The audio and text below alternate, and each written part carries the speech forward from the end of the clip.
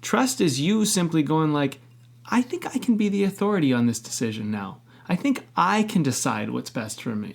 Instead of my parents or my teachers or the government telling me what I should do, maybe I can make a decision for myself about what my life will be and how I will live it. And, trust is simply you starting to begin to allow yourself, I think, to be a person who actually has a voice that actually matters and can express it and can say something that matters. This is Way of the Artist with Brandon Colby Cook and Evan Schulte. Identifying your blocks and demystifying your struggles so that you can claim your own path and make your life a work of art.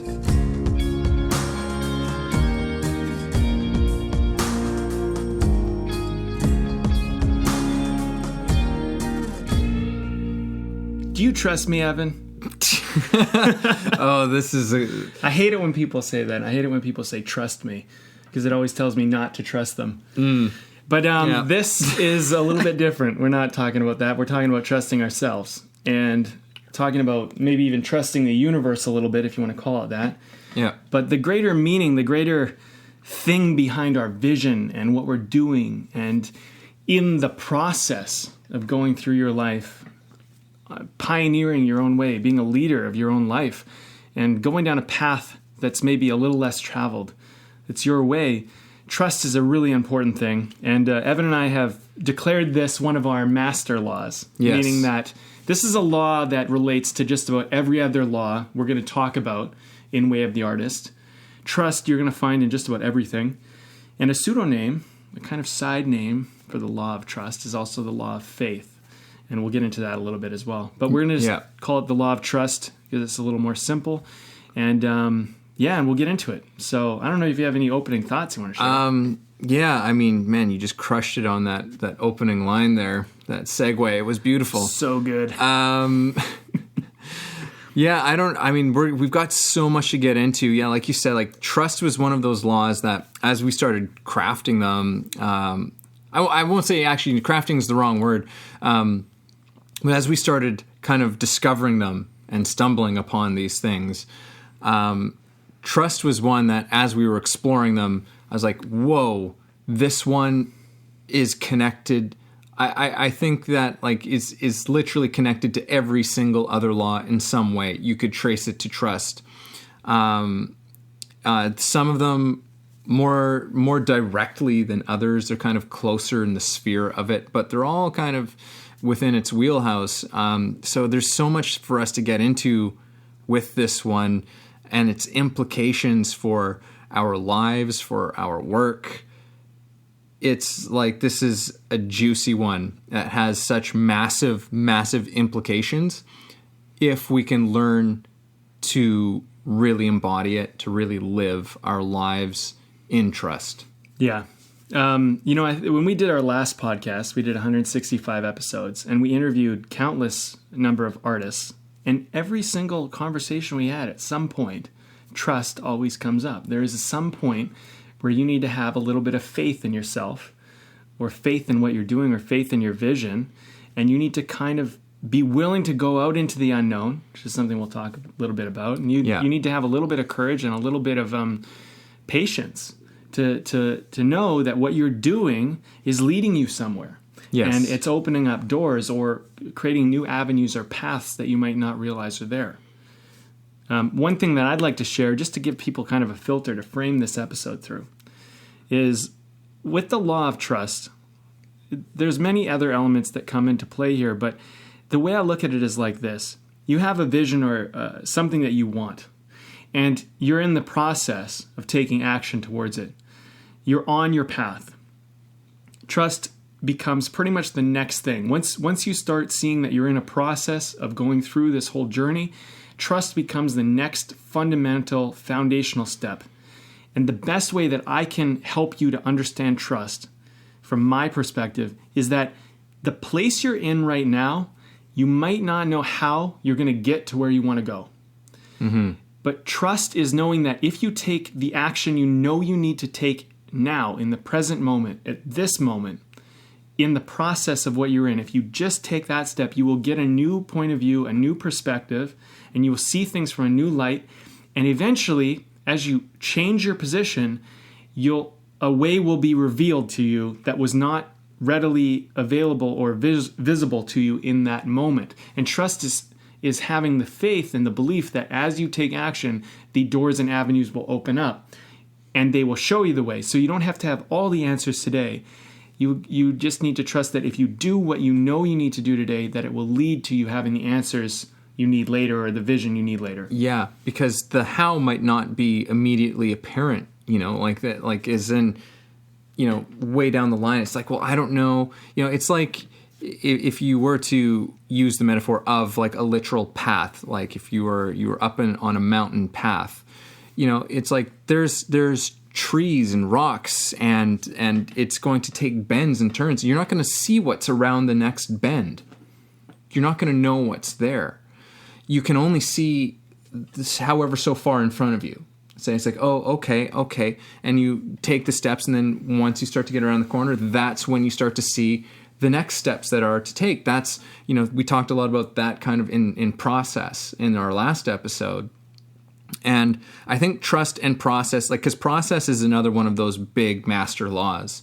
And I think trust is like, they're kind of in partners in a way in this whole thing. Because like you said, there is, yes, you've decided to take action to begin on a vision that you have in your life, in your endeavors, in your work, whatever it is. And a process is engaged. And now that process is all coming at you. And it's like, this has been commenced. And that can be, for lack of a better term, a mind fuck at first, because it's embarking, it's stepping out into an unknown place for us. And our heads don't like that. Our heads don't like that unknown space. Our brains like to know everything. Yes. To try and feel safe and to protect us and all of that. But our hearts are pulling us towards this vision. That's where the vision is really coming from, and saying like, no, we need to go this way. And it's like, and don't worry, we're going to figure it out, but we need to go this way. And it's so crucial that we listen to that, because that is how we evolve. That is how we grow. That is how we live more fully into our purpose and our passion. And so trust becomes such a critical component of this, because like, now you're in the process, the mind fuck is happening. And to me, trust, for the way I experience it, is me just being like, okay, I trust that this is all exactly what's supposed to be happening. This is my path. I am okay. Like, trust is that thing that goes against our head, that is freaking out, that is telling us to turn back, that is telling us to stop in our tracks. Trust is the thing that says like, no, keep going. This is going to work out. You just don't know yet. Yes. Yeah. And the path, that you're on, the way of your artistry is going to have twists and turns, ups and downs. It's going to have obstacles and barriers and things that are unexpected, things that surprise you.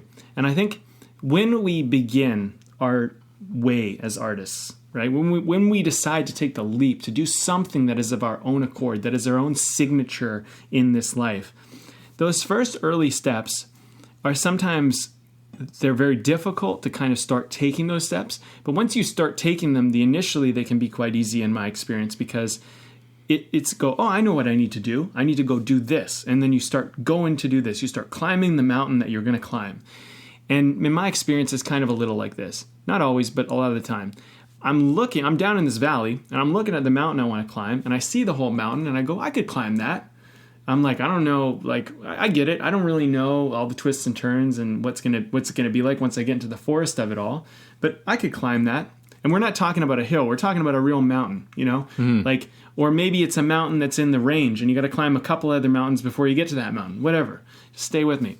So you start to see, okay, well, I think I can climb that. But when you're in the bushes, when you're in the forest, when you're in the middle of this thing, and you're facing the rock edges and certain obstacles, all of a sudden you can forget that you were ever outside of the mountain looking at it, having a visual. And so you can start to get bogged down by being in the hike, being in the journey. And so trust is kind of going, you know what, at some point on this journey, I believe this was possible. So I might not believe it's possible right now. You might be going through some type of doubt. And that's when trust is so helpful. It's when you start doubting yourself, you go, what? You know what? I believed at one point there was a way. So there is a way. I might not be able to see it right now, but I trust that I will. So if I can't go this way, I'm going to go that way or whatever way, and I will eventually find my way. Yes. There's nothing fully ever stopping anybody, in my opinion. And whatever position you're at, you're closer to that place than you were from when you were standing on the outside. Yes. You know, you've actually entered. You're standing at some place on this mountainside now. You know, you're in it. You're in the game. Yes.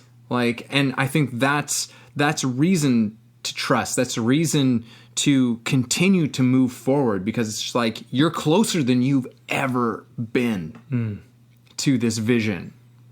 Here's another thing I want to say about, you know, while you're on your artist way, while you're going down your path, the moment you make your first big investment, the moment that you take your big leap, that's the moment where you start to actually find out what trust is really made of. So if you think about it, I'm going to use an analogy just for a moment. Let's say it's a moment where you climb a cliff. You climb like a rock edge and you get over the other side. And it's if you fell off this cliff, like let's just say you were hiking and you were doing a pretty extreme hike. If you fell off this cliff, you would have got severely hurt. And you're thinking as you're climbing it, man, I definitely don't want to go back down this, because, you know, if I go back down, it's going to be really hard to go back down. So once you've climbed to the top of it and you've gotten over that very difficult obstacle, you become really committed to going the rest of the way because you kind of cross that point of no return. So part of trust, and I think what will help people build trust on their journey, is you need to find your moments where you can take that investment in yourself, make that little bit of a risk, burn a boat, make it more difficult for you to go back. And when it's harder for you to go back, when you face your next obstacle, you're not going to be so weary about it. You're going to be more prepared to face it, because there's a thought. It was like, this is a difficult obstacle, but going back is also a difficult obstacle. And if I go back, I don't get my goal. But if I go forward, I may get my goal. So I may as well go forward, because equally it's just as difficult pretty much. So I may as well go forward. Mm-hmm. And here's the other thing. Something to consider when you're making investments in your journey and taking risks. Usually the reward for the risk you take is like out of 1 to 10, and 10 being the best, the reward is like a 9 or a 10 most time.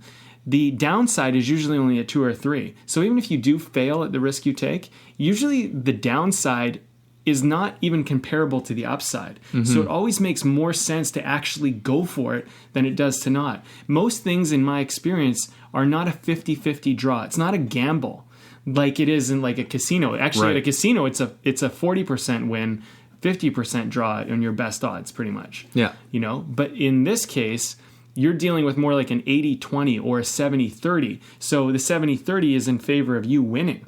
So you might as well start going for the risk. And you know what? If you have a small failure, no worries. You get back up, you go again. Yeah. Right? Yeah, these are all just adjustments. Mm-hmm. You know, and that's where trust always is at play. I think that's one of the beautiful things about the law of trust is that no matter what happens along this path, you go whatever sort of what we might consider to be a misstep, or, you know, we stumble or whatever. It's when we come from a place of trust, it's not a place of being like, oh man, like I screwed that up. Like, why am I even doing that? Like we might have those moments, you know, where our voice in our head is going just like, it's like, why are we even doing this? Blah, blah, blah. Coming back to trust says, it's like, oh, you know what? I need to keep my eyes peeled for these little tree roots everywhere, you know, and keep going. You know, we learn something and we move on. Trust opens the way for the knowledge to enter as we're on that path. Because when we do step out, you know, as people in our lives, as artists, as people who are creating lives that are a work of art, I mean, that's somewhat a part of what we're trying to encourage. It's make our lives art here. And a lot of that means embracing that unknown thing that we're heading out into. And the head doesn't know what to do about that. But the head, we were talking a little bit about this earlier, and it was great because I never really thought of it in this sense before. Was that your quote? I've heard of it. What's that? Was that your quote? I feel like I've heard this from somebody before. Okay, but either way, it's a great one. I really like it. Yeah, which was, thank you. Whoever said this first. But it was like, you lead with the heart and the head will pick up the pieces, right? And because the head can never, our minds only know what they know. And they only begin to know new things by stepping out into the unknown. That seems pretty obvious and logical to me, actually. It's like, how do we learn new things? Well, we have to step out into the things we don't know. Yes. That's the only way to learn new things. So that's why the heart has to lead in these matters. That's why we have to lead with our passion, because that's the thing, that's the fire. That's just like, no, we're going this way. And your head's going, this is crazy. Yeah. Like, this is nuts. Like, we can't do this. We can't do this. We can't do this. And that's when we go, no, I trust what this thing is. I trust this fire. I trust this passion. I'm leading with that. And once you've already stepped out into it, the head has no choice but to start figuring it out. Yes. That's the beauty of it. And our minds are great at figuring things out. You know, but that's why we don't, that's why it comes and it picks up the pieces. That's why we don't say like, hey, you take the train, because otherwise it's just like, well, we're just going to leave the train at the station. That's what the head's going to say. I don't understand the analogy. What do you mean by the train? So it's like, sorry, I went from like a mountain analogy to like a train. Mountain to a train. If I lost you, someone did. So, but basically, so if we were to keep with the mountain analogy, it would, and hiking the mountain, the head would say, it's like, no, let's just put camp where we are. Right. And we're not going anywhere. It's safe here. It's safe here. We kind of know. Come. Yeah, we don't know what's out there. We're just gonna stay put.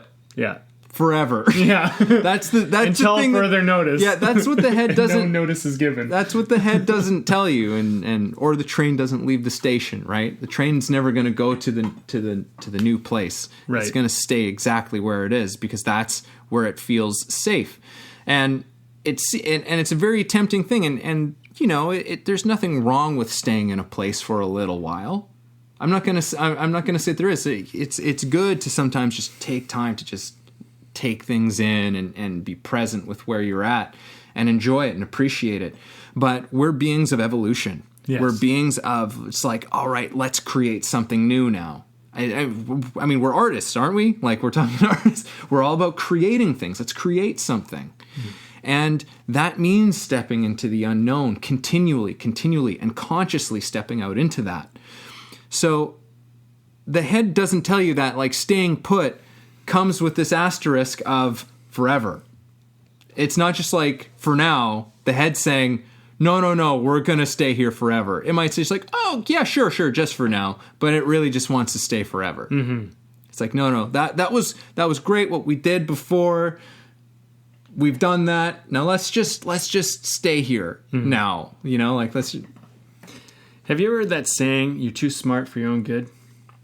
I have heard that once or twice. Is one of these things that the mind reminds me of. The head is like, your mind is when you become more aware, when you grow up and become more adult, so to speak, you start to realize the potential dangers and downfalls of the world, and so then your mind begins to factor that stuff in, which is good because it helps you to stay alive. But in some ways, you become essentially, I don't know, like a worrywart, or somebody who's just like always concerned about what could go wrong. Mm-hmm. And when you're younger, the thing is that you don't necessarily know what could go wrong, so you just go out and do it. And let me ask everybody for a second, when did you enjoy your life more? When you were younger or when you were older? Like, at what point and why did you enjoy your life so much at the point you enjoyed your life the most at? And maybe it's today. But I can tell you that in my experience, when we were children, there was these moments where we just did stuff. And you might not even be able to remember or recall these moments, but there was days or times or incidents where you just went out and you just did it. And maybe a parent got worried or scolded you for doing it, but you went out and you tried something. That is still in you today. Mm-hmm. The fact that you have more awareness about what could go wrong and the dangers that are out there mean that you have an advantage. You can kind of consider the risk you're taking and be a little bit more mindful. My rule, though, when it comes to risk, when it comes to taking these leaps of faith and trust, is that if it has the potential to physically harm you or kill you or hurt somebody else physically or do something like that, you need to take very careful consideration of taking this action, because our health is very important, and this is something that you need to be careful about. But when it comes to things that are a matter of your heart, things that are a matter of an ideology, a matter of values, a matter of vision, that's when you should throw out most of what your mind says, because you're not going to die. Yeah. You're not like the fears that you have, like, oh, well, if I do this, I'll lose all my money. I'll be homeless. I'll be working at some compartment store or whatever, whatever department store. And those fears are the more irrational ones. And the thing is like, okay, so what? So what? You lose your money and you end up working at a department store or whatever this thing is that you don't want to do. So what? Now what? Right? What if that happens? The thing is what's the upside if you went and tried this out? And here's the thing. Do you think with all your intelligence, remember we said you're too smart for your own good? With all your intelligence, that you would really let it get to the point where you'd lose all your money? Do you think you'd really let it get to the point where you'd be homeless or something? I mean, no. There's a certain point where you'll go, oh, I'm in trouble, and you'll autocorrect. Mm-hmm. Right? The risk never goes to its ultimate result. It rarely ever does, unless it's a physical danger or a danger with something like maybe drugs or some type of thing that is a physical, usually a physical thing. But if it's when it comes down to like ideology and principles and values and things like that, when it comes to purpose and fire and passion, usually the risk is so small, but the reward is so great. Yeah, most of those things are absolute nonsense. It's like, well, what will people think of me if I did this, something like this? Who cares? It's like, who gives a shit? This is your passion. Yeah. Like if your heart is leading you to this place, then you let it lead you. And that might mean leaving some people behind. Right. Who don't want to see that happen.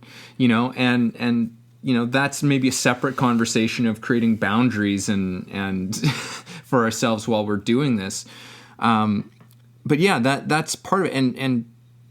And to build off of what you're saying, this fear of something's like, oh my God, I'm going to have to go and take some kind of like job that you feel is below you or something like that. For one, that's a judgment. Not going to get into that. But for another, it's like, how long do you think that's going to stay that way?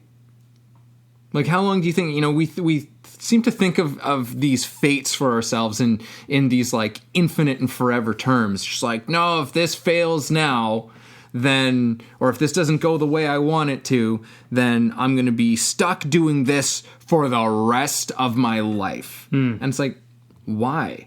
Mm-hmm. Why would that be the thing you get stuck with the rest? So say whatever you've embarked upon did not go the way that you exactly wanted to, and you've now had to do this job that you don't want to do.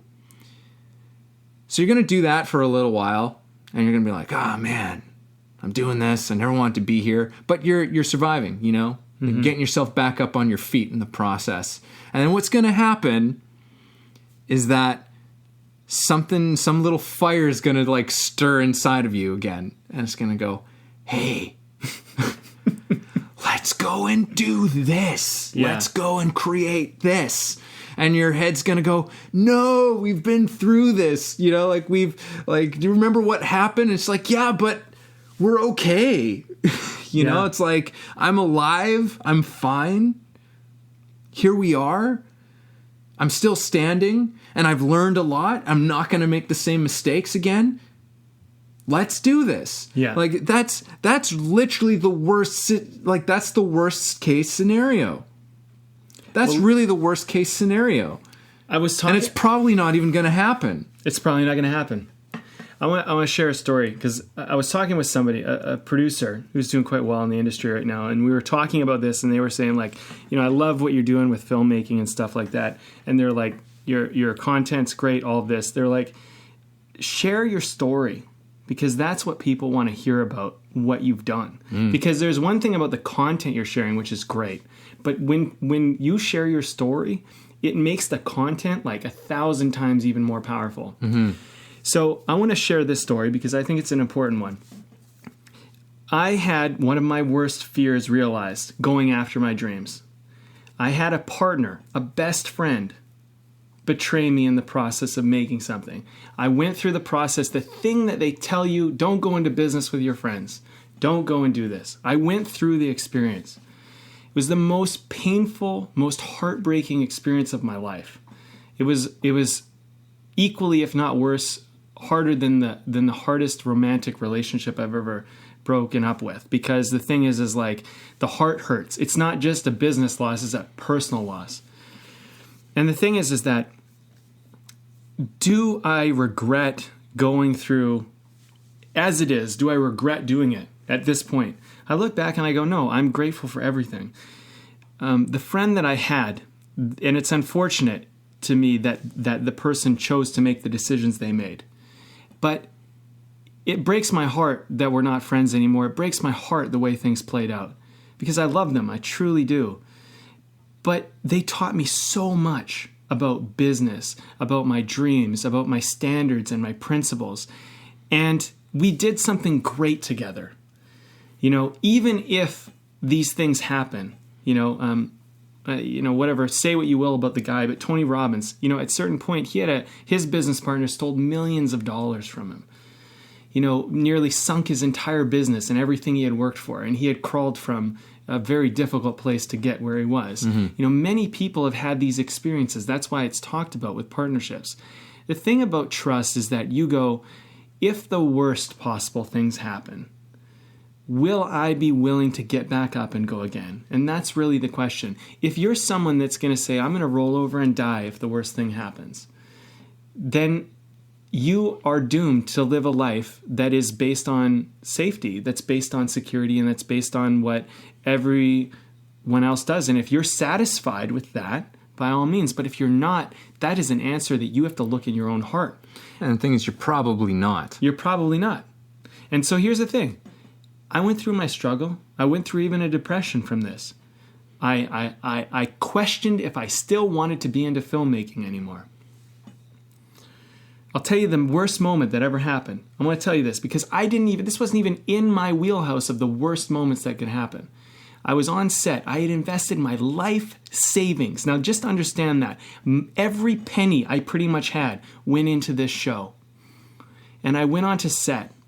And, this might not mean a lot to people who are not in the film industry, but I went on to set and a couple of my friends had altered the call sheet so that instead of putting me as the producer, they put me as an associate producer, which is to put you down on the lowest rank of a producer. It's like somebody who helps out with the show. Yeah. And then they also, one of them got names for everybody's director chair. Everybody who was on the top tier level team got a director chair. But guess whose name wasn't there? They didn't put my name there. And I found out later that they were basically trying to take credit for my work. They were trying to push me out of the business. They couldn't legally. They didn't know what they were doing. But the fact that they even did it was the most heartbreaking thing that I'd ever experienced. I had to talk to people about it. I had to work out what happened. And ultimately, I realized as I went through the whole process of trying to have empathy and compassion and understand what was going on for them, that they were just jealous and that they felt like they couldn't build what I had built. They felt like if they did this, maybe they could get the recognition or something of being the person who went out and took this risk. Now, here's the thing. This is the point I want to make. It was one of my greatest fears, and it was beyond even my greatest fear. But in spite of that happening, I'm not the same person that happened to. I'm the person I am today. So the person who allowed that to happen, the person who didn't stand up for themselves, because here, let's just draw the bottom line here. I didn't stand up for myself. I didn't fire some people when they needed to be fired. I didn't tell people how I felt, and I didn't check in with my friends to see what was going on with them. I was maybe too focused on myself. I made a lot of mistakes. They aren't the only ones to blame, so am I. But I had to go through that process to learn that I needed to have more compassion for my team, and I had to have more courage to be willing to let go of people, even if they were my friends, when I saw red flags and warning signs. I'm that person today because I went through that experience. Trust tells me that the life experiences I'm going through, no matter how painful or difficult, are training me and teaching me to be the kind of person I need to be for tomorrow. Mm-hmm. So even if you have to go through your worst fear, that is training you so that you're better and more equipped to take greater risks and do greater things in the future. Mm-hmm. Yes. So that's how I want to kind of, say is like, you don't need to be scared of the downside. Yes, the downside can happen, but sometimes for some of us, we have to go through it. And I did. And I'm a much better leader. I'm way more in control of my life, way more passionate, way better as a leader, way better as a pioneer and a team player. And the thing is that I had to learn it. I had to learn it in one of the hardest ways. And, they all the things they warn you about partnerships. Do I regret doing what I did? Well, no. I wish I could have had the awareness and knowledge to do it better at the time, but I didn't. I just didn't. But I'm glad I did it because I don't know of any other way I could have personally gained it. It was my journey. It was my way as an artist, and I had to learn it that way. And now I am in this position I'm in, picking up the pieces, figuring it out, working out how to build new teams, new partnerships. Even you and I, Evan, we're building a partnership here. But this time, in our partnership, there's things that I am very clear about emotionally, directionally. I say what I mean. I check in with how you feel. I want to know. And not that I would ever be worried that anything would ever happen between us. But this last relationship taught me how to be a better teammate for you. Right? So the thing is that I don't want to go around and blame and make anybody wrong. But I had to go down that path. That was my journey. And I think it's important for me to share that because as there's surely other people going down their way as artists, and they're joining up with their friends, and they're joining up with other people, they're partnering up like you and I are. And when you do that, maybe you can take that story and not make anybody wrong and not fear partnerships, but look at it as like, how do I be a better partner? How do I make sure that this friendship lasts forever and this partnership ends amicably if it needs to end, or continues on harmoniously, right? Yeah, and that we're all building, helping each other build towards, the vision and the purpose that we each want as individuals as well. How we're coming together to bring each other up. Is a huge part of that. And I think when it comes to partnerships, trust becomes even bigger. When it becomes to leadership, when you're working with any other person, you have to at some point trust them. And that's another part of the way of the artist, because I think we can all get behind the fact that, okay, I trust myself. I trust my own journey. I trust that I'm living my passion and I'm going to keep going for it. Eventually, you're going to start to team up with people. Eventually, you're going to start to have either agents or managers or partners or something. Someone's going to help you somewhere. And that's when the law of trust starts to come in on a whole nother level. Because now, if you haven't even learned how to trust yourself, how are you ever going to trust somebody else? Mm-hmm. And they work harmoniously because as we build trust, for example, in this one partnership, I build trust with myself.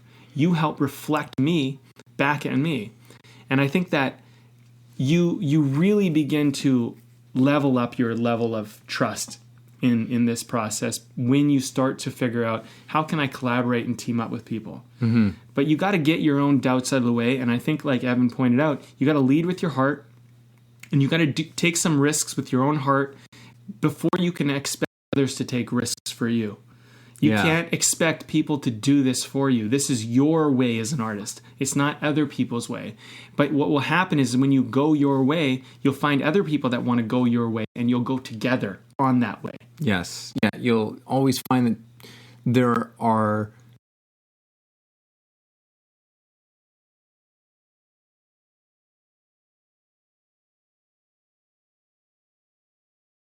not just to you, but to them either. You know, sometimes relationships will falter and will go, and maybe not forever, but that'll happen, and that's also part of the trust process in all of this.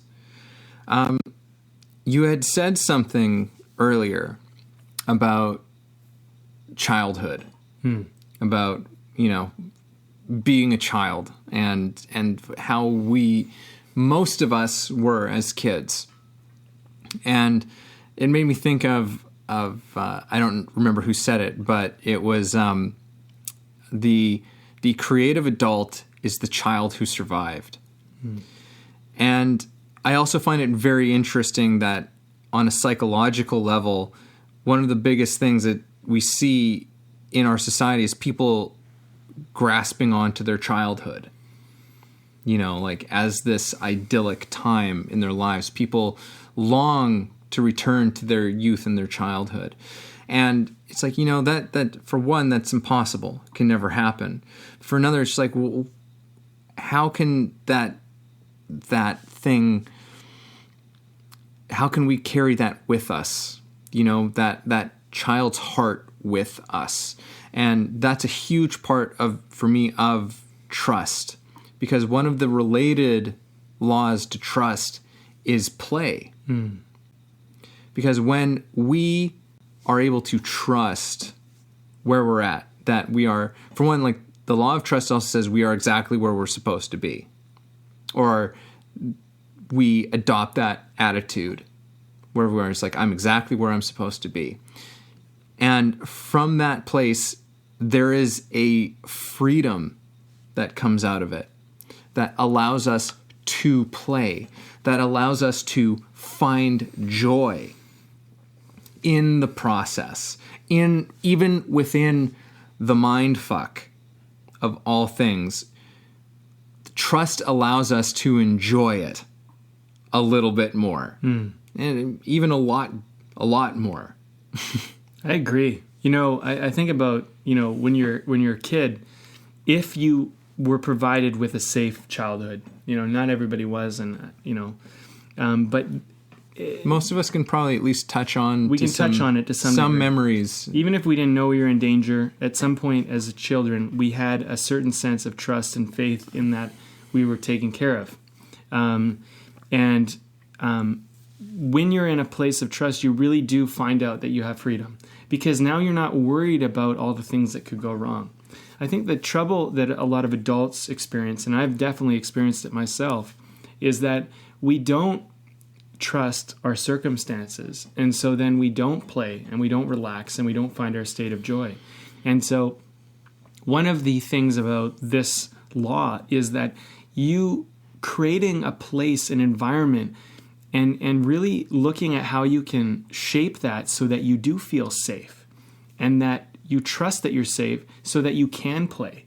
And the thing is that one of the ways you can do this is like clearly from a physical point of view. Make sure you're fed, make sure you got shelter, and make sure you got the basics, right?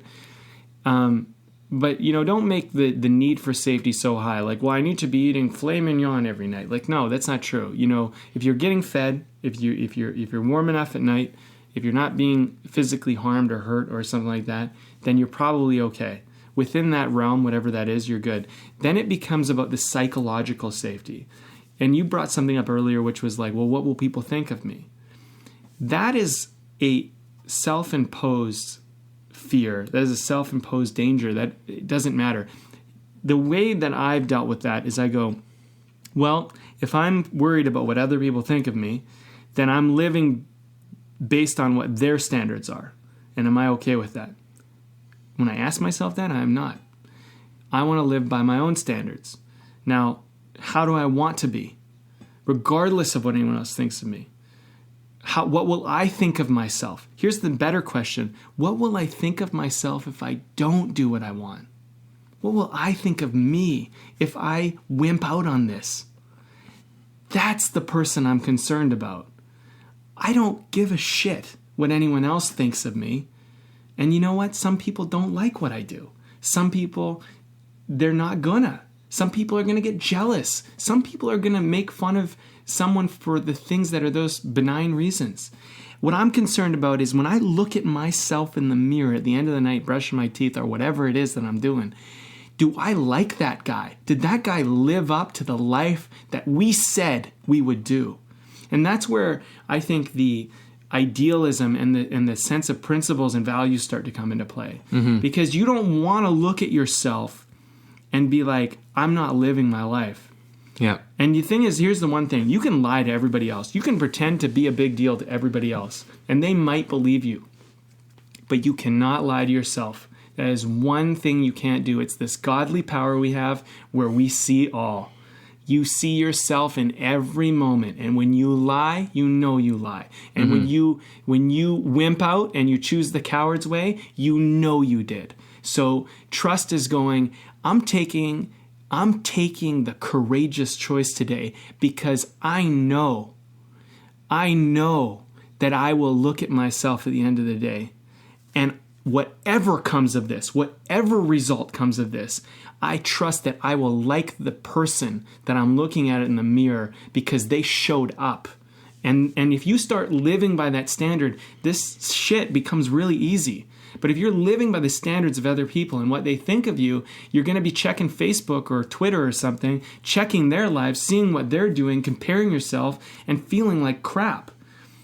You know what? Doesn't matter what they're doing. What matters is, are you showing up today as you say and you know you want to be in your heart?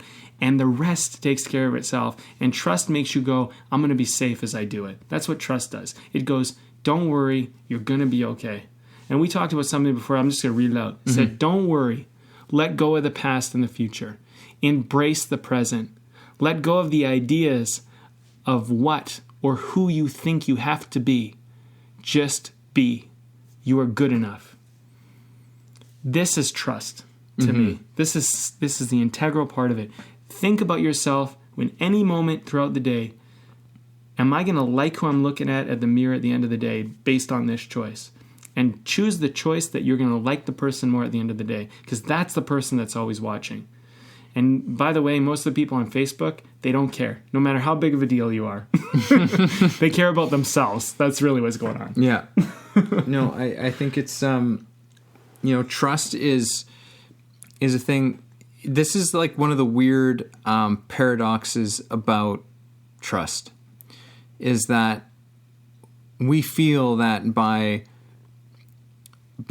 embracing this, by just putting our trust out there as we step out, is that something bad's going to happen. We're going to get hurt. We are going to, that it makes us vulnerable. And in a way, this is true. It does make us vulnerable, in a way. But trust also makes us immensely powerful. Trust makes us able to do things we would have never imagined ourselves doing. Trust lets us take ourselves to the next level, because that's the only way we can do it. As we were talking about before, like our head's just going to keep us wherever we are now, kind of circling around, and we get restless in that. And eventually that becomes so painful. It becomes super painful. And it starts to come at us in things of like depression or agitation, like anger issues and stuff. That's like, these are all symptoms of like, hey, you're not doing what you're supposed to be doing. Your heart has been telling you to go and do this thing that maybe you've had a whisper of it. Maybe you even had a clear picture of it, and you've stomped it out. And you said, no. I'm not going to do that.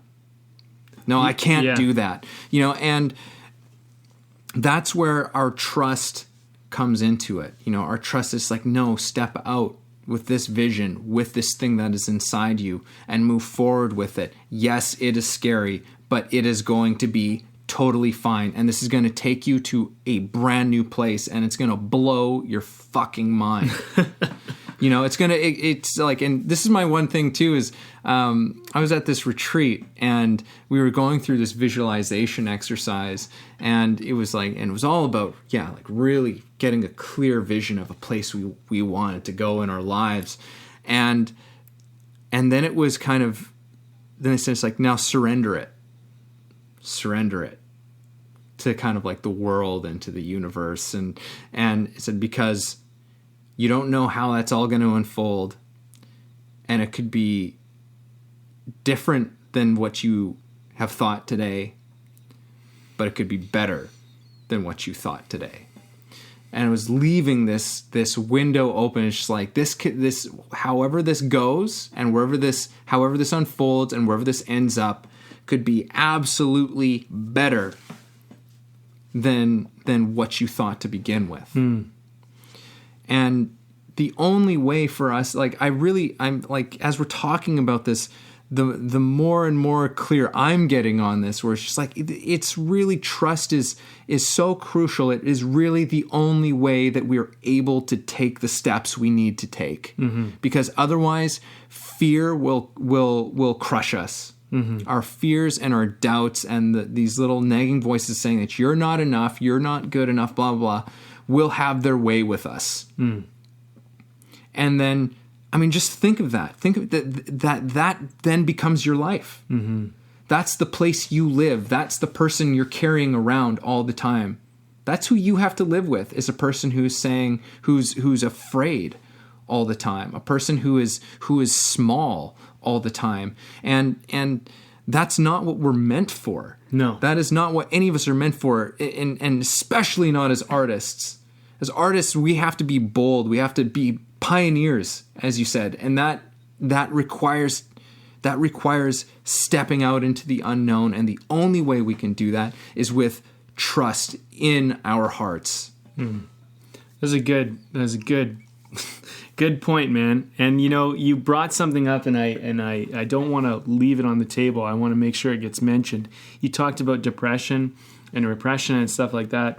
And expression is the greatest cure to depression. Expression. And expression occurs when you trust that what you have to bring to the table, that what you have to offer is worth being expressed, is worth being said, it's worth being done. Every time you take an action in towards your dreams or from your heart or something like that, you express yourself. And this is so key. We're going through an epidemic right now. So many people are depressed. So many people are taking pills and doing this stuff. And the thing is that, regardless, I'm not going to get into the whole argument of if it's a chemical imbalance or whatnot, but regardless of any of that, there's one definite answer that will work, is that you must express yourself. Sometimes people talk to therapists and they just get their thoughts out. Sometimes people go for runs or hit punching bags or whatever. But any form of letting things out that are inside of you is going to relieve the dampening weight of depression or repression. And you know what? Here's the thing about depression and repression. I just want to mention this as well. Way of the Artist is about expression. It's about you authentically, courageously going and expressing yourself in this world as you are from your heart, and we get to find out what that is along with you. Yeah. Repression and depression are your greatest enemies. They are when you are not doing that. They happen to many people who work 9-to-5 jobs and things like this. Depression occurs when you suppress your expression long enough so that you begin to feel incapable and it's too dangerous to put yourself out in the world. That's where depression comes from. You know what? This is my pseudopsychology. I'm just giving it to you. Take it as you will. Repression comes from this. You believe that the world will not accept or allow, and it is not okay, what you have to express. It's not yours, it's someone else's. And sometimes you become the repressor as well. But repression is, sometimes people are very religious, sometimes things like this, and they believe, I can't do this because it's wrong, it's bad, it's blah, blah, blah, blah, whatever. That can lead to depression as well. You need to figure out where you draw your line and your standards about expression. And here's the thing. If you're feeling like crap, if you're laying in bed and you can't get out and you can't go do the things that you want to do, or you're stuck somewhere and you can't change it, it's time to start expressing yourself, because you are either repressed or depressed. Yes. And expression is the answer. And if it means getting out some emotion, then you do it. But this is the thing. Trust is saying that if I express myself, it's going to be okay. That's Yes. part of what trust is. Yeah. And giving that thing a voice, because that emotion, that thing that needs expression, it's trying to say something. It's trying to say like, hey, something's not right here. And again, it's probably saying like you are not letting your heart lead the way. You are not doing what is in there. You have stomped that out. You have repressed that thing. So I think that the expression of it is so important. It helps us to clear the muck out, to acknowledge it and say, it's like, okay, this is where I'm at. And something that recently, and I did like a video post on this recently on my own page, but I was talking about passion, and this is something I recently read, and it said that passion is the cure to suffering. And I wholeheartedly agree with this. And this is based on my own experience, of being in low places and what that was like for me, what was going on for me during those times. And it was when it was always when I was disconnected from my passion, from my sense of purpose. And I don't know exactly how I'm bringing this back to trust necessarily, but it really, I think that it kind of comes back in the sense that we're encouraging you on the other end of this to take action on your passion, on your purpose, on what's in your heart, on your vision, on that thing that excites you, on that thing that ignites you, a certain part of you that just gives you, that just creates that feeling.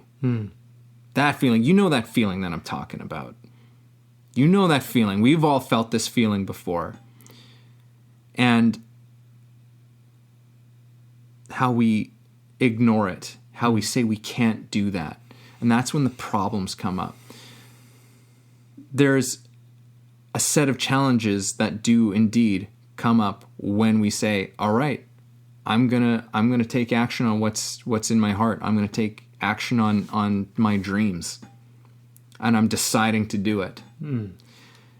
And most of those challenges are internal ones. It is that voice. It is those pressures. It is these ideologies and philosophies and stuff from our culture, stuff from our family, stuff from our friends, stuff from, wherever it's coming from. We've been shaped by these things to say, it's like, this is dangerous. This is going to fail. This is going to hurt you. This is all going like this isn't going to work. Yeah. And when we buy into that, we become less. We never fulfill what we can be. So to bring this back to trust, again, this is exactly why we're talking about this, is because you have chosen a path of passion. Really, the way of the artist is the path of passion. A path of ecstatic, exciting, like a life of embracing the unknown, of embracing something that is beyond our current capacities and leaping out into it. And trust is the key to this whole thing. Trust is such maybe not the key. I won't say that necessarily, but it's a big one. Yeah. It's a huge one in this whole thing. And it is a faith. Yeah. If that term doesn't offend you, but it's a faith in ourselves at the very least. It's a faith that we are more capable than our mind tells us that we are more capable than our society tells us we are, and that we can do these things, that these things are possible. And trust says just stay the way. Just stay the way. Keep going, keep going, keep going. You're all right. Yes. There's so much, you went on a great rant there, and there was many points where I wanted to insert some thoughts, but I loved what you were saying, so I didn't. Insert away. But let me try and recap a couple of them. One is that you're alive.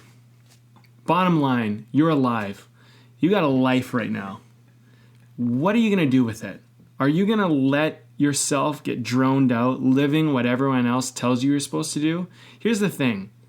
The way that we understand life was taught to us based on a industrial model, based on kings and queens, based on leadership, based on look, it's not that we don't care about you, but we also want you to contribute to society, and this is the best way we know how to mass communicate it. And that's the message you got. It's not good or bad or anything. Jobs are great. Don't get me wrong. Doing a job, I sold shoes for a while. I loved it. I had a great time. Did I want to do that for the rest of my life? No. That's why I stopped. But I loved it while I did it. And then I moved on. You might have been doing a job for the last year, 10 years, 20 years, 30 years. Doesn't matter. You did it. Now maybe you don't want to do it anymore. Fine. But here's the thing. When it comes to trust, it's you going, maybe the way that I've been told to do life is not the way to do my life. And that's when you start to go, maybe I have more answers in my heart than I have gotten from the outside world. And that's partly where trust comes in. It comes in from a place of you kind of realizing that you're the authority. You get to decide. And look, if you want to work a job your whole life and you want to, kind of do the safe, secure model, I'm not saying that's bad either. That's totally fine. If that's your way and you feel happy about that. And there's an art to that. And you know what? You might do this job so that it supports you expressing your artistry as a hobby of some sort, which is fine. I think the other thing, and I think Evan and I both want to be clear about this, Way of the Artist isn't about being an artist. It's about making your life a masterpiece. It's about you being the creator of your own existence, of you not doing something because you have to, but doing it because you want to, whatever that might be. And, without necessarily hurting anyone or harming anyone or taking anybody else's stuff, but doing something that's truthful and great for you, it brings out your principles and values. Trust is you simply going I think I can be the authority on this decision now. I think I can decide what's best for me. Instead of my parents or my teachers or the government telling me what I should do, maybe I can make a decision for myself about what my life will be and how I will live it. And, trust is simply you starting to begin to allow yourself, I think, to be a person who actually has a voice that actually matters and can express it and can say something that matters. I want to say something also to all the parents out there. It's just a final note before we wrap this baby up and talk about the beer and all that. If you're a parent, here's the thing. You're going to do what you're going to do with your kids. But give them a chance. Give them a chance to tell you what they want. Give them a chance to be the authority. You're going to be the authority on making sure they stay safe, making sure they make smart decisions, making sure they're disciplined, all of that. But give them the authority on meaning. Give them the authority on what purpose is and what passion is. Don't make them do something or force them down a tunnel just because you were forced down a tunnel. Let them tell you what matters to them and help them work the world through that meaning. And you will allow your children to flourish into the person that you wished you could have been as a child. And here's the thing. We were all born at this point into a society that indoctrinated us into a model that we don't all necessarily agree with. And it's best we don't enforce it without mindfully, consciously, critically thinking about this model. Sometimes trust is allowing your kids to do something that you don't know for sure has all the answers. Part of trust is not controlling everything and not controlling everybody. Trust is a beautiful, wonderful thing. It's based on love. Mm-hmm. And when you love your children, you trust your children. You give them some room to explore their own lives because they're not living your life. They're living their own. And this is a big lesson. I talked to you this before we started the podcast. I love my father. I love him to pieces. The guy has issues on control. And I don't care if he hears it, but he does. I have had to push him out of my life at times, and I bring him back in, but I've had to push him out of my life at times because he doesn't always trust that I know what I'm doing for myself. And his measure is based on how much money I make, how much security I have, stuff like that. Because he wants me to be safe. He loves me. It's a parent thing. Yeah. He's not a bad guy. I love that he loves that. I love that he wants that. But at times I've had to have the courage to say, look, this is not okay. And you telling me what to do and telling me how I need to live or not supporting the decision that I'm making is not okay with me. And I'm going to have to push you out of my boundary for a little bit until I can work some things out. And then I'll bring you back in when I develop some security and some strength about it for myself. And the thing is that I told him at one point, we had a call, and I said, look, Dad, I know everything you've ever done is out of love. I know that. And he said, well, it was. And I said, I just don't agree with everything. That's all. Yeah. But I know it was out of love. And so, you know what? We've had great moments, and I've been learning. I've been learning to stand up to my father through my life. He's been such an important role model and mentor to myself. But at the same time, he's also been a person that's challenged me in the greatest way in many ways. Some of us have parents like this. So if you're a child dealing with your parent, understand your parent is, even if it's misguided and even if it's abusive, they're coming at it doing the best they know how. And you at some point have to be the authority to decide if you are going to live your life based on your own terms. And you don't have to do anything. There's no obligation you have. And I think trust is saying, like, I pushed my dad out of my life for a few years, 3 years at one point. My brothers got very upset. They said, you need to be with your dad. You need to, you need to figure this out. And I was working it out. I'm glad I made that decision. It breaks my heart. I had to push him out of my life for a few years, but I had to, because the alternative was that he was not able to respect that I could stand on my own 2 feet and that I was going to go do my thing. And that's what I had to do. That was my journey. But I'm saying this, part of trust is knowing that sometimes you might have to push a friend or a parent or a relative out of your life temporarily, maybe indefinitely, maybe.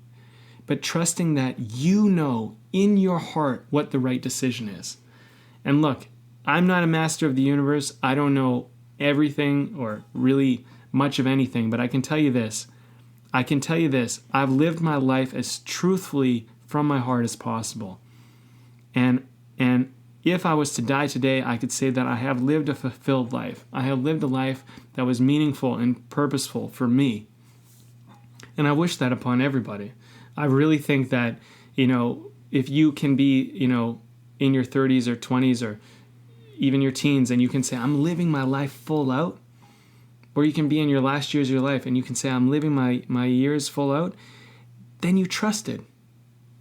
That's what I think. I think you trusted, because things don't always work out with trust, but you trust that you will figure it out when they don't. Mm-hmm. And that's how it works. It's, and if you do that, when you look at our past episodes that we did, you're in the process, and you're in the process of trusting. You're in the process of being present and doing it and living it. So, in some ways, that's the kind of meaningful message that I'm garnering from this, mm-hmm. and also something I realized that needed to be shared.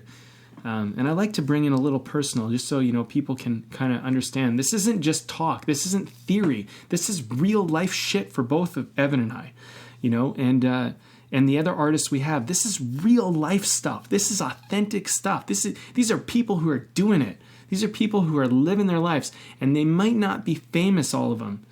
But the thing is that we're trying to live our life and be our own authorities and trust that we in our hearts know our own way. And what we're getting in return out of that is meaning and purpose and fulfillment. And we don't need to buy things to make that happen. We get to have experiences. We get to create things that do that for us. And that's what I'm kind of encouraging with trust, is that mm-hmm. there's something in you. We don't know what it is, but if you trust, you can have the chance of letting that out, and we will all benefit, including you. Beautiful.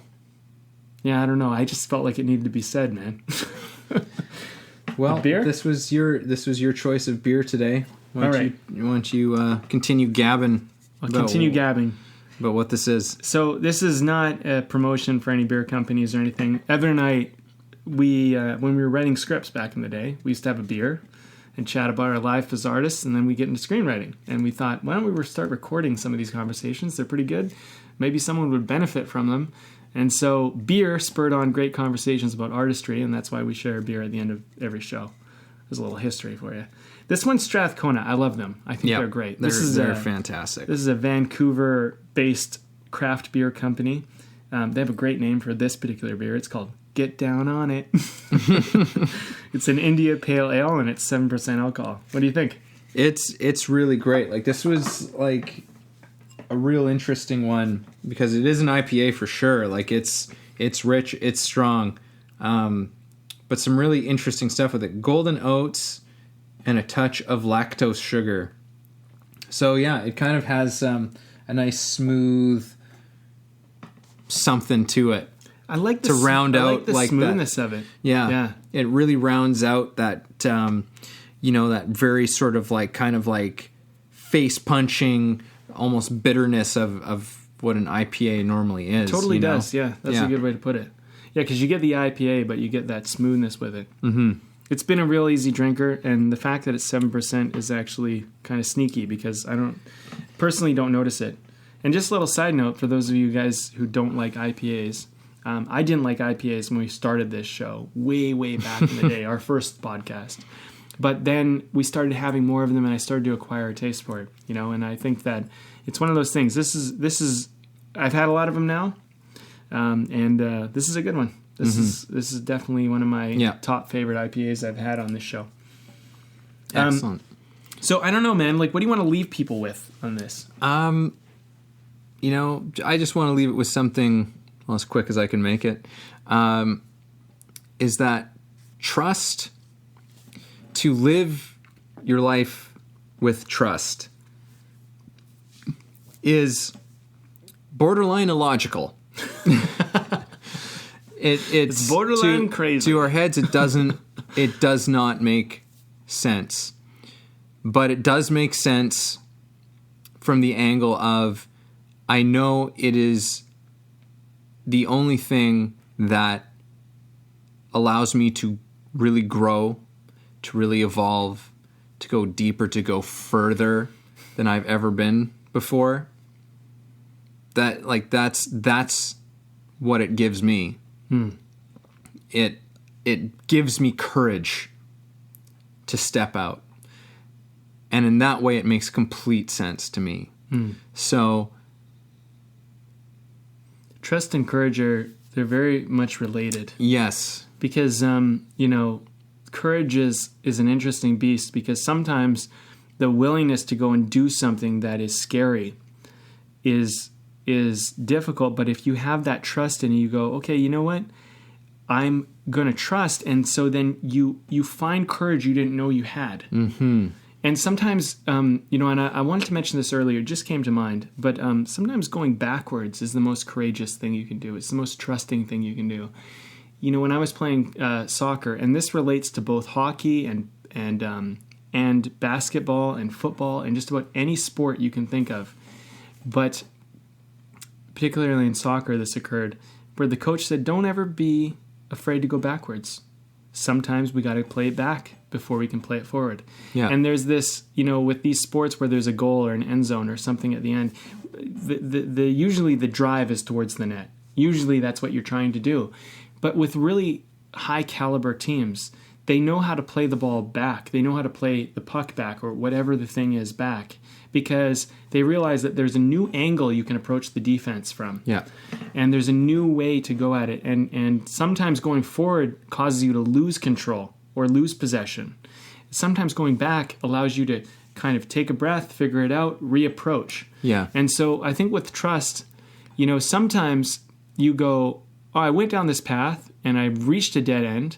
I'm going to go backwards because there was a point where I had two options previously. I'm going to go back to where I had two options, and then I'm going to go forward from that other option. Or maybe just by stepping back, I can get another perspective and see a new option that I can't currently see because I'm too in the face of this right now. Yeah.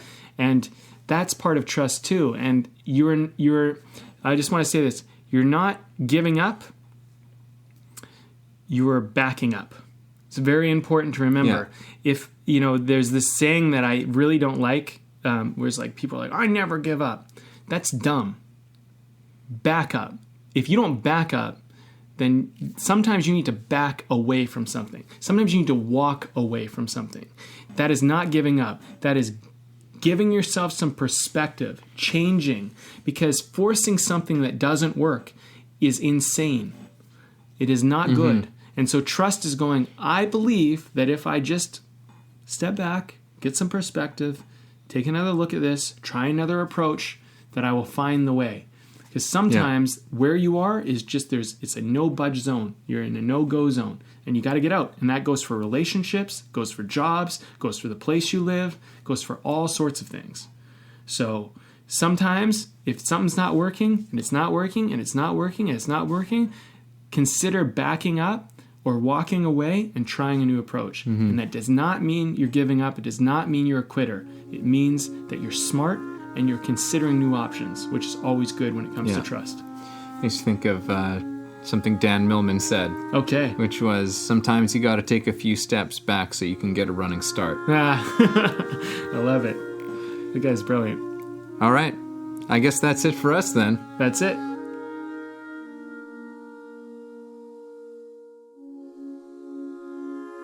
Thanks for listening to the show.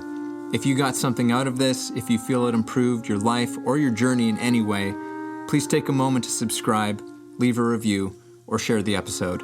You can also support us on Patreon, where we have tons of great bonuses. You are the ones that make the show possible and help us to thrive. Thank you for joining us.